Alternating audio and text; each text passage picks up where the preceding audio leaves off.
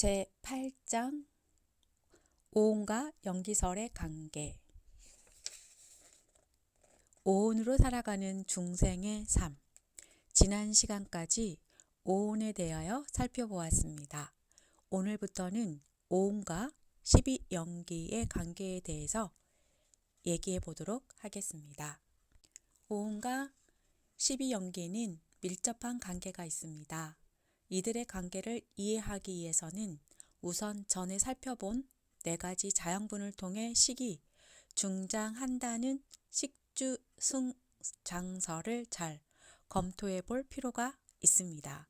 지난번에는 오온이 어떻게 구성되는가라는 측면에서 살펴보았기 때문에 식이 증장하는 측면은 간단히 언급했습니다만, 이번에는 식의 증장의 측면에 중점을 두고 이를 면밀히 생각해 보기로 하겠습니다. 잡아함 374경에서는 식의 증장에 대해 다음과 같이 이야기하고 있습니다. 4가지 자양분이 있어서 중생이 되도록 돕고 세간에 머물면서 자라게 한다. 어떤 것이 4가지 자양분인가? 첫째는 단식이고, 둘째는 촉식이며, 셋째는 의사식이고, 넷째는 식이다. 만약 비구가 이 자양분을 좋아하고 탐내는 마음을 갖게 되면 식이 머물면서 커간다. 식이 머물면서 커가기 때문에 명색에 들어간다. 명색에 들어가기 때문에 모든 행이 커가고, 행이 커가기 때문에 다음 세상에 나의 존재가 커간다. 다음 세상에 나의 존재가 커가기 때문에 생로병사와 같은 괴로움이 모인다. 이 경의 내용을 지금까지의 이해를 바탕으로 해석해 봅시다. 우리는 지금까지 12처에서 오온이 성립되는 과정을 살펴보았습니다. 욕탐에 묶여있는 마음인 12처에서 육식이라는 분별심이 발생하여 우리의 마음은 분별된 의식 상태인 18개가 되고, 이러한 18개의 상태에서 보고 듣고 맛보고 만지고 생각하게 되면 외부에 보이고 들리는 것이 있다고 느끼는 육촉이 발생합니다. 육촉이란 몸 안에는 사물을 인식하는 식이 있고, 외부의 공간 속에는 사대로 된 사물이 있다고 느끼는 의식 상태입니다. 이러한 촉에 의해서 18개라는 의식의 세계는 6개라는 존재의 세계로 전환됩니다. 외부의 사물로 느껴지는 색, 성, 향, 미, 촉과 그것을 지각하는 자신의 몸으로 느껴진 안이 비설 신을 사대로 된 존재로 생각함으로써 지수하풍이 성립하고, 이 사물이 공간 속에 존재한다고 생각함으로써 공이 성립하고, 그것을 느끼는 식이 몸 안에 있다고 생각함으로써 식이 성립하여 6개가 성립하는 것입니다. 이렇게 18개를 6개로 느끼는 촉을 무명촉이라고 합니다. 외부에 사물이 있다고 생각하면 그 사물에 대하여 감정적인 느낌인 수와 이성적인 사유인 상과 의지적인 의도 인사가 생깁니다. 이 경에서 이야기하는 4가지 자양분은 촉에서 생긴 6개와 수, 상, 사를 의미합니다. 단식은 6개의 지수하풍을 의미하고, 촉식은 외부에 무엇이 있다, 외부에 무언가 있다는 느낌을 의미하며, 의사식은 촉에서 발생한 감정적인 느낌인 수, 이성적인 자유인 상, 의도적인 의지인 사를 의미하고, 식은 몸 안에 있다고 생각되고 있는 육체의 식을 의미합니다. 중생들은 촉에서 생긴 이들 4가지 자양분을 취해서 자기의 존재와 세계의 존재를 조작해냅니다. 우리는 이미 이러한 유의를 조작하는 것이 행이라는 것을 살펴본 바 있습니다. 그리고 이렇게 조작된 유의가 중생들이 자기와 세계의 존재를 구성하고 있다고 생각하고 있는 오온인 것입니다. 그러니까 이 경에서는 오온을 자기 존재라고 생각하는 중생들은 촉에서 생긴 네 가지 자연분을 취함으로써 중생의 상태에서 벗어나지 못하고 유의의 세계에 머물면서 자라나고 있다고 이야기하고 있는 것입니다. 이렇게 중생들이 중생의 상태에서 벗어나지 못하고 중생의 상태를 키워가는 까닭은 촉에서 생긴 무상한 의식들을 동일성을 지닌 존재로 착각하여 이들을 좋아하고 탐내기 때문입니다. 즉 마음의 욕탐이 이들을 취하여 만족시키려 하기 때문에 허망한 의식이 음식처럼 취해지고 있는 것입니다. 그래서 부처님이 이들을 네 가지 자양분이라고 말하는 것입니다. 이렇게 허망한 의식이 자양분처럼 취해져서 행에 의해 존재로 조작되면 식은 이것을 분별함으로써 증장합니다. 네 가지 자양분을 희탐이 있으면 식이 증장한다는 것은 이것을 의미합니다. 이러한 식의 증장에서 우리가 주목해야 할 점은 식이 증장하기 때문에 명색에 들어가고 명색에 들어가기 때문에 행이 증장한다는 부처님의 말씀입니다. 식의 인식 대상은 명색입니다. 그리고 명색을 조작해 내는 것이 행입니다. 따라서 행이 명색을 조작하면 식이 이것을 인식한다고 해야 하는데 이 경에서는 오히려 식이 증장하면 명색에 들어가고 명색에 들어가면 행이 증장한다고 하고 있습니다. 물론 행이 새롭게 유의를 조작하면 식은 이것을 새로운 이름과 형태로 분별하여 인식합니다. 그런데 이렇게 인식하고 나면 이름과 형태를 지닌 사물이 예부에 실제한다는 생각이 나타납니다. 그러니까 식이 증장하면 바꿔 말하면 식이 새로운 명색을 인식하면 중생들은 식이 인식한 명색이 예부에 실제한다는 생각 속에 빠져드는 것을 식이 증장하면 명색에 들어간다고 이야기한 것입니다. 그러나 여전히 문제는 남습니다. 명색에 들어가면 행이 증장한다는 것은 어떤 의미일까요? 행의 근본은 촉에서 생긴 수상사 가운데 의지적인 의도를 의미하는 사입니다. 그러니까 행은 애부의 사물이 있다고 느낄 때 나타나는 의지 작용입니다. 식의 증장을 통해서 예부의 새로운 존재가 있다고 인식되면 이 새로운 존재에 대하여 다시 새로운 욕구, 즉 행이 생겨서 새로운 유의를 조작하게 됩니다. 이것을 행이 증장한다고 하는 것입니다. 이렇게 행이 증장하면 행에 의해 새롭게 오온이라는 유의가 조작되고 새롭게 조작된 유의를 자아로 취하게 될 것입니다.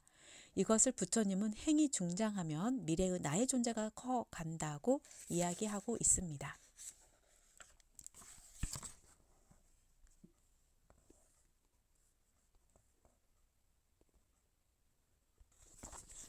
하나의 예를 들어 이와 같은 중생의 삶을 살펴봅시다. 책상이 세상에 존재하게 된 것은 책을 놓고 보려는 욕구가 있었기 때문입니다. 이 욕구는 책이 존재하기 때문에 생긴 것입니다. 책이 없다면 책을 편히 볼 생각이 생기지 않을 것이기 때문입니다. 따라서 책을 놓고 보려는 욕구, 즉 행은 책이 존재한다고 느낀 촉과 책을 인식할 수 있게 된 식의 증장에 의해 생긴 것입니다. 이렇게 행의 증장을 통해 책상이 세상에 존재하게 되는데 그 과정을 살펴보도록 합시다. 책상을 처음 만든 사람은 책을 놓고 보려는 욕구가 있었을 것입니다. 그는 먼저 여러 형태의 나무를 책상의 재료로 준비할 것입니다. 그러나 그는 모든 나무를 재료로 취하지는 않습니다. 책상을 만드는데 쓸모가 없다고 생각되는 나무는 버리고 쓸모 있는 것만을 모았을 것입니다. 그리고 모아진 재료로 다리 모양을 만들고 서랍 모양을 만들고 넓고 평평한 모양을 만들었을 것입니다. 그리고 책을 놓고 보기에 적당한 모양으로 이들을 조립했을 것입니다. 그는 이 모양이 자신이 알고 있는 상과 비슷하게 생겼기 때문에 책을 놓고 보는 상이라는 의미에서 책상이라는 이름을 붙였을 것입니다. 그리고 이것은 밥상이나 침상이 아닌 책상이다라고 인식하게 되었을 것입니다. 이와 같이 책상을 만드는 과정에서 새롭게 오온이 성립합니다. 먼저 책상을 만들려는 욕구를 가지고 볼 때 보는 눈과 보이는 나무가 존재한다는 생각이 색입니다. 나무를 보고 이것은 책상을 만들기에 좋고 저것은 나쁘다고 느낄 때 느끼는 감정이 존재한다는 생각이 수입니다. 어떤 나무가 더 쓸모가 있는지를 비교하여 쓸모 없는 것은 버리고 쓸모 있는 것만을 모아서 적절하다고 생각될 때까지 다듬는 일을 할 때 비교하고 추상하여 총괄하는 이성이 존재한다는 생각이 상입니다. 적절하게 다듬어진 재료를 조립하여 책을 놓고 보려는 욕구를 충족시키는 모양을 만들 때 욕구를 가지고 색상을 만드는 의지가 존재한다는 생각이 행입니다. 그리고 이것에 이름을 붙여 인식할 때 인식하는 의식이 존재한다는 생각이 식입니다. 오는 이렇게 우리의 삶에 흔적이 된 것입니다. 그런데 이렇게 존재하된 오는 삶을 통해 새로운 모습으로 구성됩니다. 책상을 새롭게 만든 사람의 경우 책상을 만드는 과정을 통해 책상을 만들기 전과는 다른 새로운 의식을 갖게 됩니다. 그는 책을 놓고 보려는 욕구를 가지고 있었기 때문에 전에는 쓸모없이 느낀 나무가 책상을 만드는 데는 쓸모가 있게 느꼈었을 것입니다. 이렇게 새로운 느낌이 생깁니다. 책을 놓고 보려는 욕구를 가지고 사유하기 때문에 사유의 내용도 새롭게 전개될 것입니다. 책상을 만드는 의도는 전에 있던 의도와는 다른 새로운 것입니다. 새로운 의도에 의해 만들어진 책상을 인식하면 식은 이제 책상을 인식할 수 있는 식으로 자라났을 것입니다.